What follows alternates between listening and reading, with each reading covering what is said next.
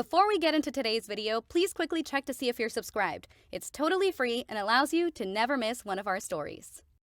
A little cub needs our help. Are you sure, buddy? Elias stroked the sleek black fur around the enormous wet nose of the skipper, whose massive purple eyes remained closed, as if channeling its focus somewhere far away. A distant moon, perhaps, in a forgotten corner of the cosmos. At a safer distance, Ragnar leaned against a gnarled tree, his arms crossed, and his emerald-scaled tail coiled tightly around his torso like a shield. Despite many days of traveling with this peculiar human, Ragnar still couldn't fathom how Elias understood the guttural sounds the skippers made. To him, the noise those spatial beings produced were nothing but indecipherable grumbles, random and meaningless vibrations in the air. Yet Elias acted as if the creature's words carried profound wisdom, and that baffled Ragnar more than he cared to admit. Elias crouched closer to the skipper, his hand still brushing against its fur as he spoke again, his voice calm but insistent. "So, where's this lost cub, huh? Can you find it across the stars?" The skipper let out a deep rumbling growl before lazily swiping Elias aside with one of its massive paws, sending him tumbling across the grass downhill, and turning his back hair into what looked like a bird's nest full of sticks and dead leaves. The skipper's eyes opened briefly, their purple glow fixing on the human, before it released another sequence of guttural sounds, the vibrations so deep they seemed to resonate in the earth beneath them. Ragnar flinched, watching the exchange with incredulity. To him, it was all gibberish, a chaotic jumble of primal noises, but Elias scrambled to his feet, dusting off his head with an annoyed huff and addressing the skipper as if it were an unruly child instead of being the galaxy's apex predator, a beast that could travel through space with the same ease that they could breathe. Okay, I get it. You need to focus to lock your spatial senses onto the target," Elias muttered, glaring at the massive black beast. "But come on. There are more civilized ways to say that, you know. Like maybe not tossing me halfway across the clearing." He shook his head, brushing his hair out of his face, as though the whole situation were nothing more than a mild inconvenience. Ragnar, meanwhile, stared in disbelief. "You're telling me you understood that?" Elias made a face, tilting his head as if Ragnar was the one speaking nonsense, despite his translator working perfectly to parse the reptilian standard language. "What do you mean? You don't understand?" "It's easy if you spend enough time with the skipper," Elias said, brushing a hand through his hair. "It's just like a dog sometimes, but, smarter and more of an asshole." Ragnar blinked slowly, his frilled head tilting to one side. "What is a dog?" Elias froze mid-motion, his palm smacking against his forehead with an audible slap. Forget it. Bad example for an alien." He sighed, then gestured toward the skipper, which was now lazily resting its chin on its oversized paws. "It's more like... It's not about the words, you know. It's instinct. Context of the situation, the way it moves, its body language, the things it's done before, it's all connected. You just have to pay attention." He shrugged, dismissing the explanation with a wave. "Anyway, you'll figure it out in time. I'm sure of it." Ragnar stared at him, profoundly perplexed. He was certain no amount of time spent with the skipper would ever grant him the level of understanding this human seemed to possess. Communication between species wasn't supposed to be this effortless, or even possible for that matter. Yet here Elias was, conversing with a creature as if it were the most natural thing in the world. What fascinated Ragnar most wasn't the human's uncanny ability to bridge such gaps. It was Elias's complete unawareness of how extraordinary it was. He carried on as if anyone could do it, as if it were no more remarkable than breathing. Ragnar couldn't help but marvel at it, even as he tried to stifle his growing frustration. For a creature so oblivious, Elias had a way of making the impossible look deceptively simple, just like the skipper made traveling through the cosmos seem trivial. As Ragnar contemplated this weird relationship, the skipper let out a deep rumble, the vibrations reverberating through the clearing. Its massive purple eyes blinked open, and it emitted a long series of guttural sounds that made Elias straighten up. He pressed a hand to the beast's neck, listening closely, before turning to Ragnar with a hint of excitement. "He found the little cub," Elias explained, running back toward the enormous creature. "Just touch him, and we'll do a quick rescue. It might be just another little one who's still learning to teleport and got stuck somewhere." Ragnar's tail twitched nervously. He eyed the towering skipper, the black fur bending light as if it was a black hole, and gave Elias a look that hovered between disbelief and wariness. "A rescue into a random planet?" he asked. "Can I just touch him, or should I ask for permission first?" "What are you waiting for? Just do it. It's just a quick back and forth trip, no big deal," Elias confirmed dismissively, stroking the black fur. Ragnar hung back, still unsure if he wanted to press his scaled hands against a beast that had just effortlessly swatted Elias aside moments ago. He swallowed, telling himself he would get used to it sooner or later. Eventually, not wanting to appear weak, Ragnar drew in a sharp breath and tried to shrug off his apprehension.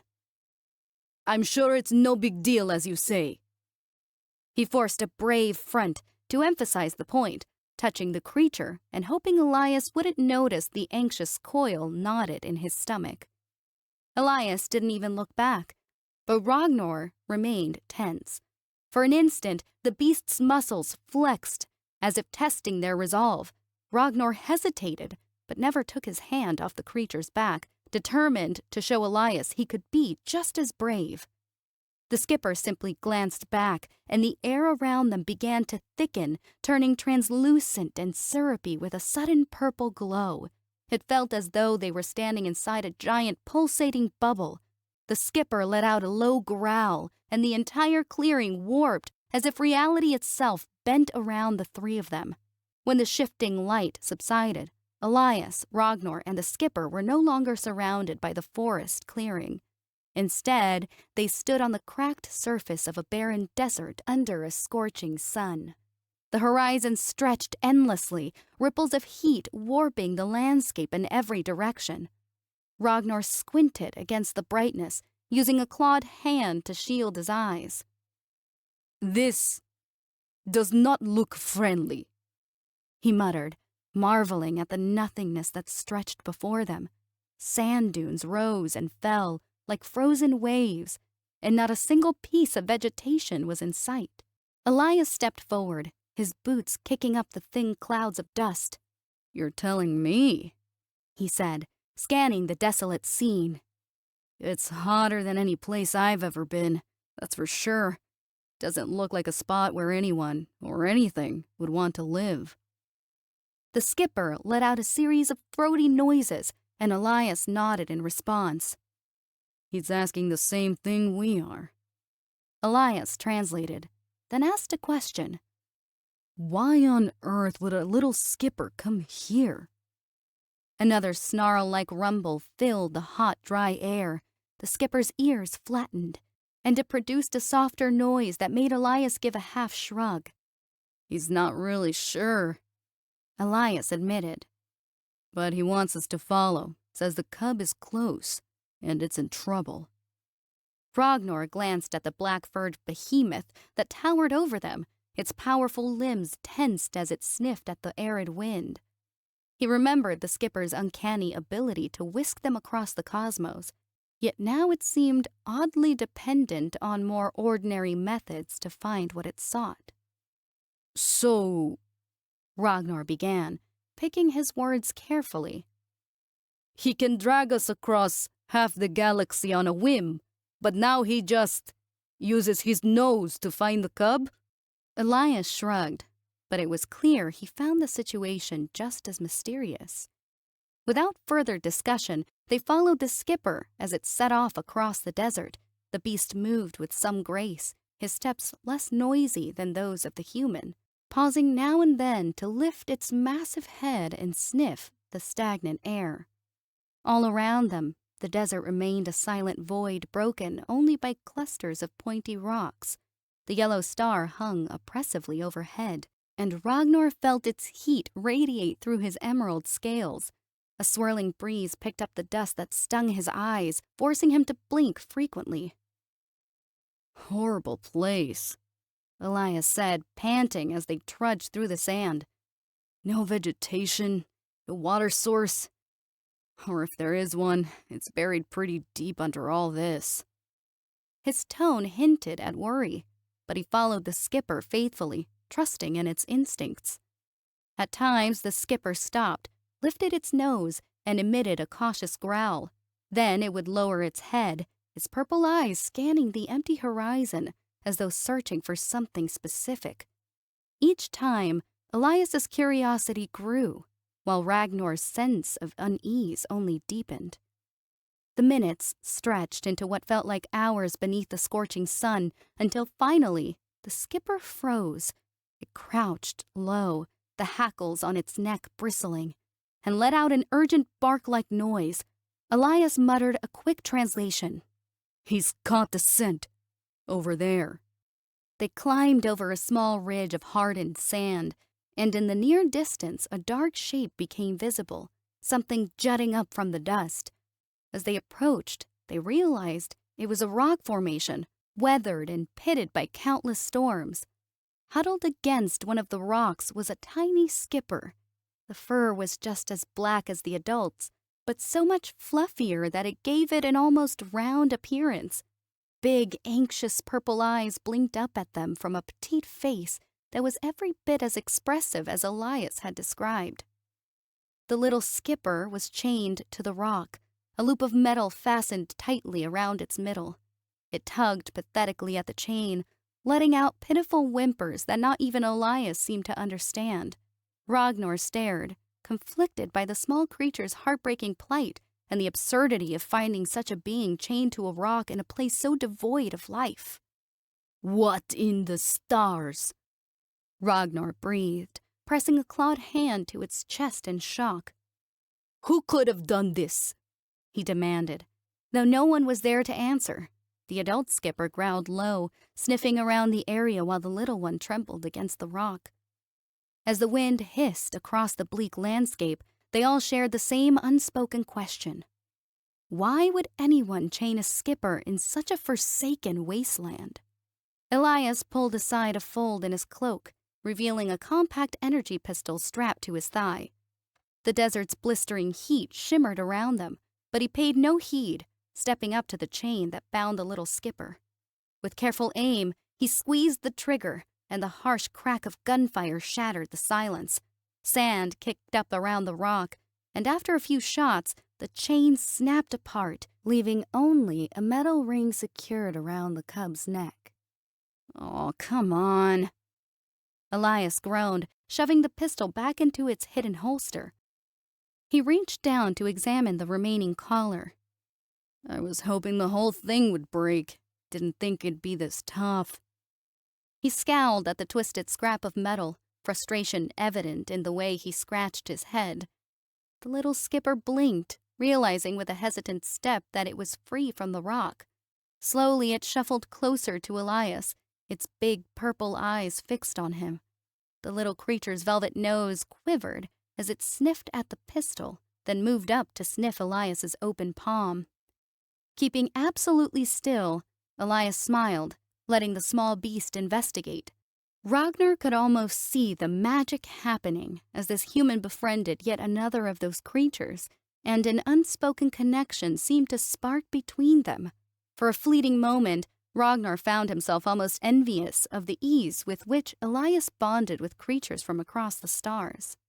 Just as the little skipper's nose bumped gently against Elias's hand and Ragnar thought he would lick the human, the adult skipper bounded over in a blur of black fur.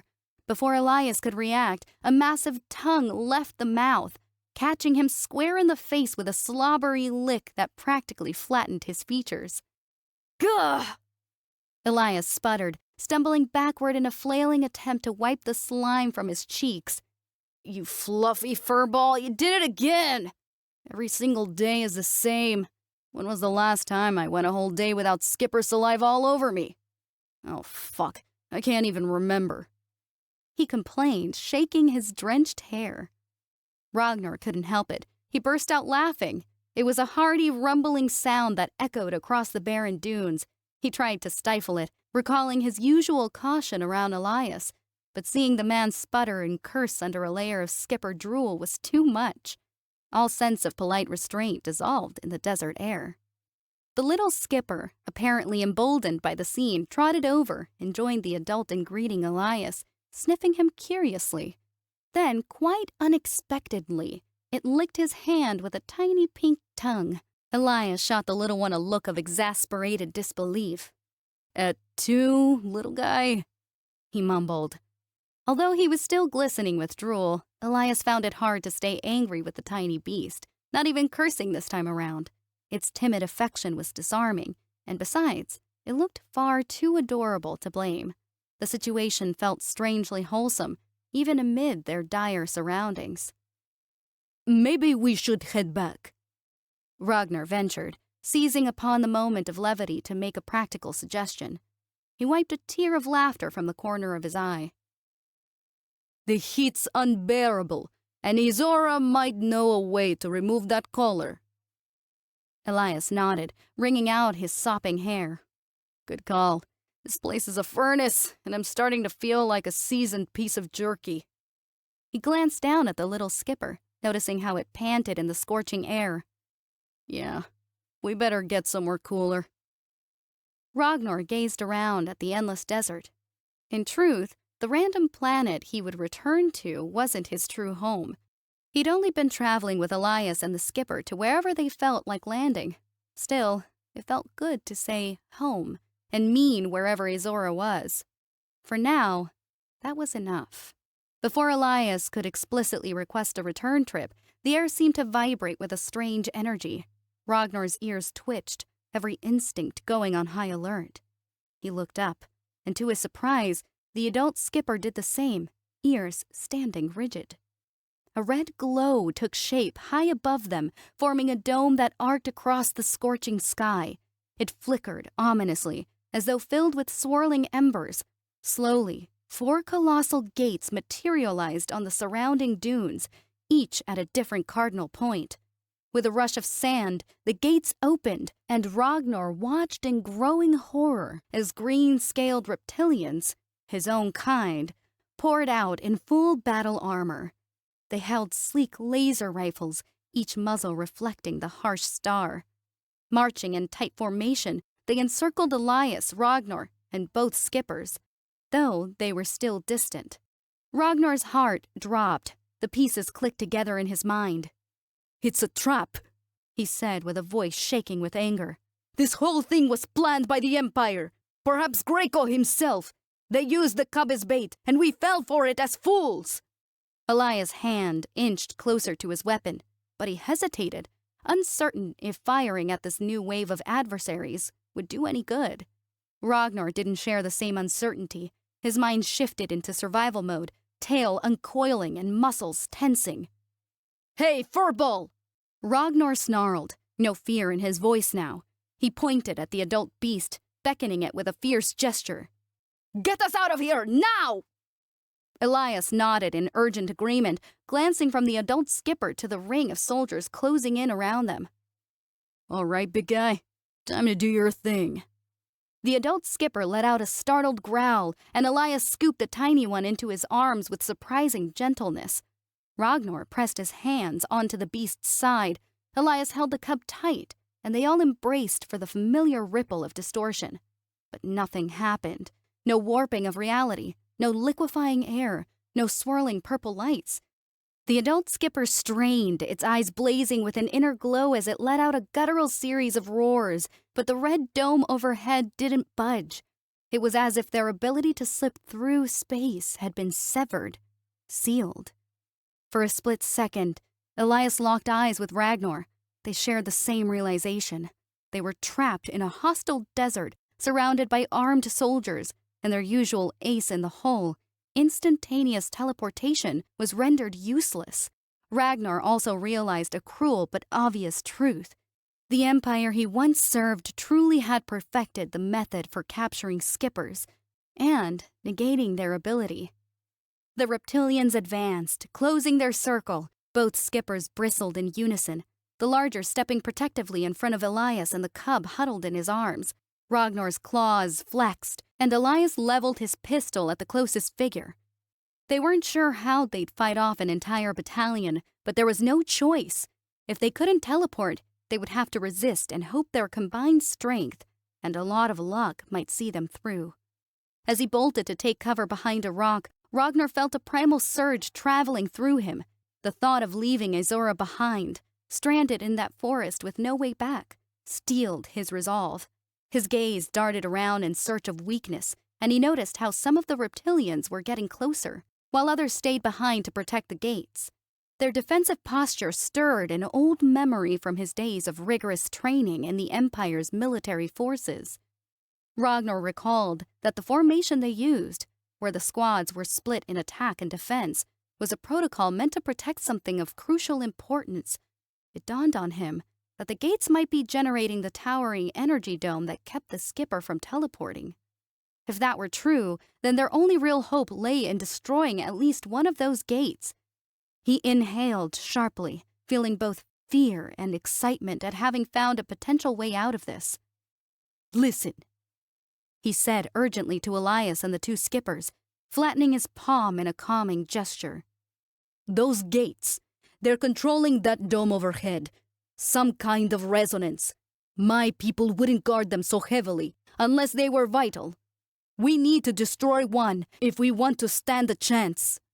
His tail bristled with adrenaline, but his gaze remained steady. "Please trust me. I know how my species fights." The adult beast produced some guttural noises, showing a faint expression of reluctance, perhaps still refusing to trust the reptilian that once tried to kill it. Elias, panting from the heat, leaned against the stone where the little one was chained to. "So, do you have a plan?" Ragnar pressed himself against the rock, mentally reviewing the field of battle beyond. "Yes," he answered, knowing that any sign of hesitation would shatter the team's fragile confidence. Glancing at Elias, he recalled that the human had been a diplomat, never a soldier. At that moment, Ragnar realized he'd have to lead. "The big furball is our best chance at damaging those gates," he said, voice low. "But first, we need to deal with the troops heading for us. And for that," he paused, casting a quick look at Elias's pistol, "we'll need better firepower." Elias unclipped the pistol from its holster and held it out to Ragnar. "It's yours if you want it," he said, trying to muster a confident smile.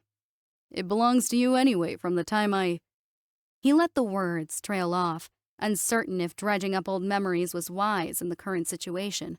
Ragnar eyed the weapon briefly. The small device might have been useful, but it wasn't enough for the brutal skirmish he anticipated.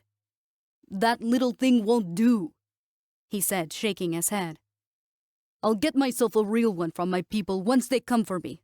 Just watch." "So what exactly is the plan?" Elias asked, one hand still gripping the pistol as if half expecting Ragnar to change his mind. Ragnar peered around the side of the rock, tail twitching with electric tension. "You and the skippers need to retreat farther back," Ragnar instructed, voice firm. "Hide well. Make them come closer for the big guy. He is their focus. Once they advance, I'll take one of their guns and do what I must." Sensing Elias's lingering doubt, Ragnar locked eyes with him. "Greco once chose me as an executioner for a reason. I was the Empire's best fighter. Trust me on this." Elias exhaled, looking sideways at the big skipper. The beast emitted a short, rumbling growl that Elias seemed to interpret. "We'll do as you say," Elias answered, turning back to Ragnar. "But be careful." The tension in his gaze betrayed his concern, despite the stoic nod he offered. Then, with the small skipper in his arms and the bigger one following, Elias vanished behind the rocky outcrop. Left alone, Ragnar pressed himself flat against the rough stone, eyes narrowed. He could hear the heavy thud of steps on sand, reptilian feet slinking closer. Quietly, he reminded himself of the training that had once made him a feared soldier. His mind raced, imagining the path the troopers would take. The sound of shifting sand grew louder. A faint scraping of claws on stone told him they were near. Ragnar held his breath, fighting the instinct to pounce too soon. The plan required precision. If he misjudged or rushed, he'd be riddled with laser fire before he got within striking distance. 3 pairs of footsteps came into earshot, their owners likely convinced they had cornered a helpless group. Ragnar's heart hammered, but a grim smile formed on his lips. 3 was a manageable number if he could seize the element of surprise. The first reptilian soldier rounded the rock, scanning the area with a sleek, menacing rifle. With an abrupt lashing of his tail, Ragnar kicked up a cloud of sand, sending grains spraying into the guard's eyes. The soldier roared, momentarily blinded, and stumbled back. 2 other soldiers charged in, rifles lifted. Ragnar erupted into motion, hurling himself forward with a flurry of claws, fists, and legs. His tail moved like a whip, knocking their weapons aside whenever they attempted to take aim. The barrage of blows was relentless, fueled by a single objective: retrieve a gun. 1 soldier staggered under the pummeling, nearly dropping his rifle. Ragnar spotted a split-second opening and took it. His claws slashed across the soldier's eyes. A shriek of agony tore through the air as the reptilian collapsed, clutching his face. Just in time, Ragnar heard the first adversary snarl again, the one who'd been blinded by sand. That soldier had finally wiped his eyes clear. Now, with vision restored, both remaining troopers pointed their rifles straight at Ragnar. Ragnar leapt between them, spinning so that each soldier hesitated to shoot for fear of hitting the other. They cursed, shifting, trying to find a clean angle. Ragnar's tail whipped out, rattling one rifle's barrel and pushing it just enough for the soldier's finger to tighten on the trigger. There was a burst of crimson light. A choking cry erupted from the other soldier, who took the blast square in the shoulder. He tumbled backward, sending his rifle spinning across the ground. Shock flickered in the eyes of the one left standing, as if he couldn't believe the kind of mistake he'd just made.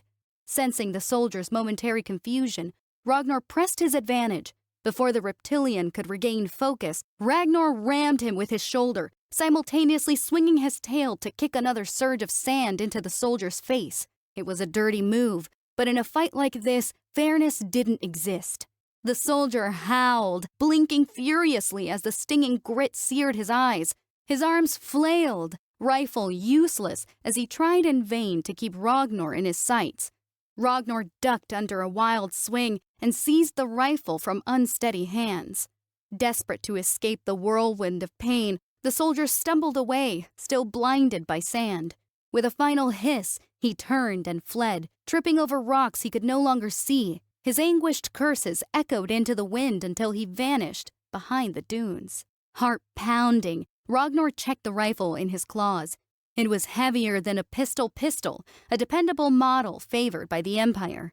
The heat of its charged cells felt strangely comforting in his hands, an old familiar presence he hadn't realized he'd missed. His body had long overheated, but the adrenaline surge kept him numb to the dizziness. Only 2 bodies lay on the ground now, one unconscious or worse, the other shrieking in pain from his slashed eyes. The third had fled. Ragnar let out a slow breath, trying to steady his heartbeat. With the weapon secured, he glanced back towards the rocks where Elias and the skippers had taken refuge. The echoes of fighting still sounded in the distance. More troopers were approaching, and the gates remained standing. But for now, Ragnar had claimed a vital foothold. Armed at last, he steeled himself for the next step in his plan.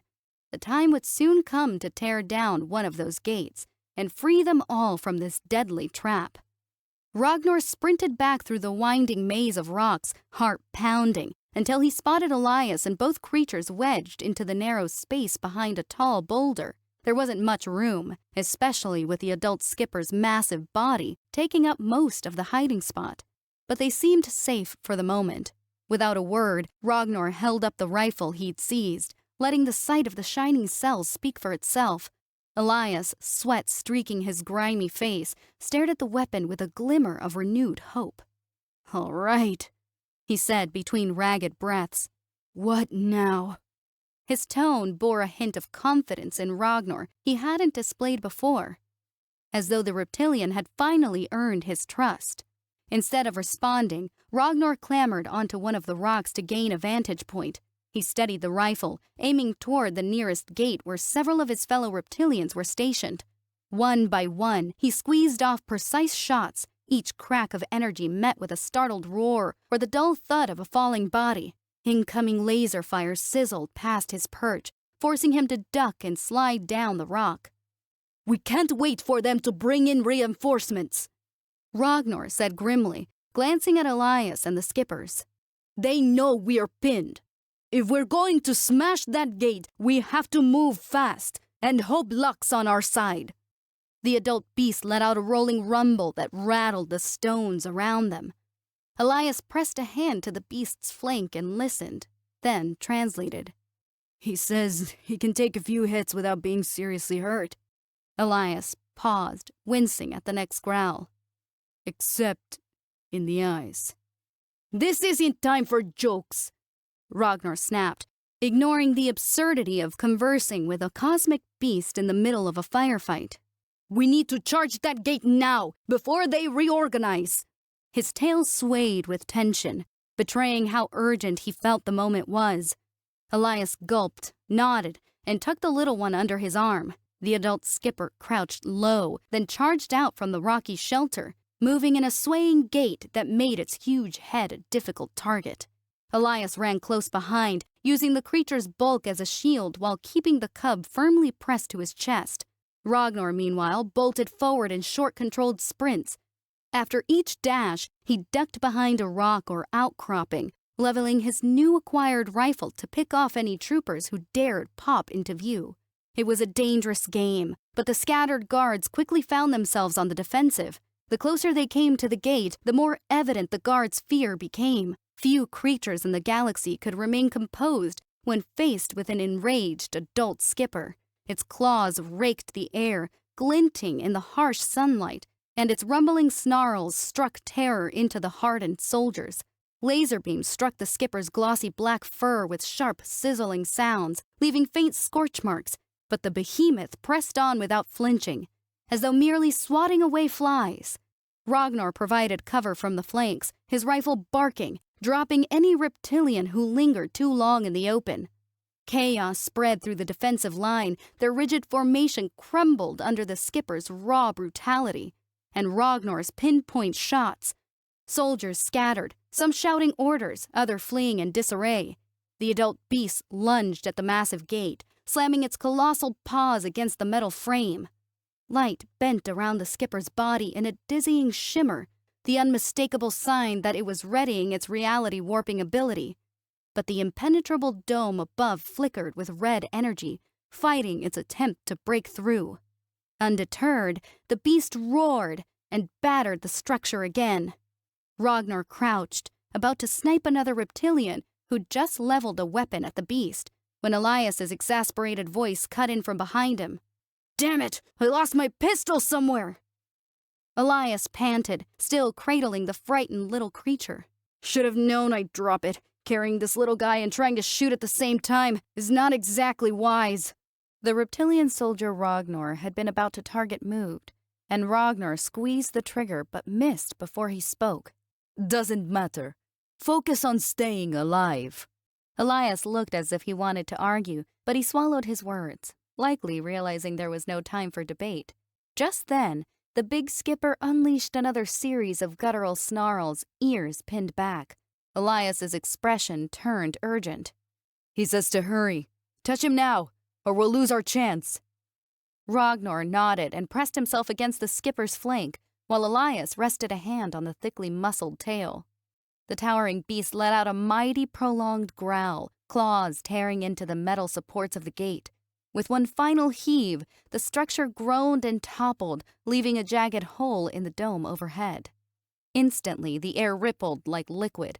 Purple arcs of shimmering energy wove around them, warping reality as they'd seen before. The oppressive heat and burning sunlight vanished in a flash. Ragnar felt his stomach lurch, like stepping over a steep precipice, before the scene dissolved. When he opened his eyes, they were back in the familiar forest clearing, the wind rustling gently through the leaves. Soft evening light cast long shadows across the grass, a clear contrast to the harsh glare of the desert they'd just escaped. Smoke coiled from patches of singed fur on the adult skipper's back, the only sign of the violence they'd left behind. Ragnar took a moment to gather himself, blinking against the calm greenery.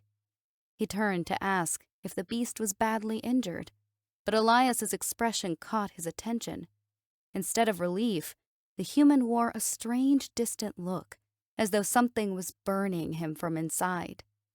The little skipper seemed fine, still clutching Elias's arm with its tiny claws, but the adult skipper had stretched out to lick its scorched patches, showing no signs of real distress. Somehow, that made Ragnar more worried for the human's state of mind than the beast's health. Approaching cautiously, he set a hand on Elias's shoulder. "Are you hurt?" Elias opened his mouth to speak, then lowered his head, coughing. When he raised his face again, his eyes were glowing with faint purple light. An unearthly distortion flickered around his form, and suddenly a pistol, the very one he'd lost in the desert across the galaxy, clattered to the ground at his feet, conjured out of thin air. Both Elias and Ragnar stared in disbelief. "What in the—" Elias gasped, picking up the weapon. With trembling fingers, he turned it over, confirming it was indeed his. He spun toward the adult skipper, demanding, "What did you do to me?" But instead of the guttural explanation Ragnar expected, the creature lumbered closer in brooding silence, then gave Elias a hearty lick with its massive tongue before flopping onto its belly.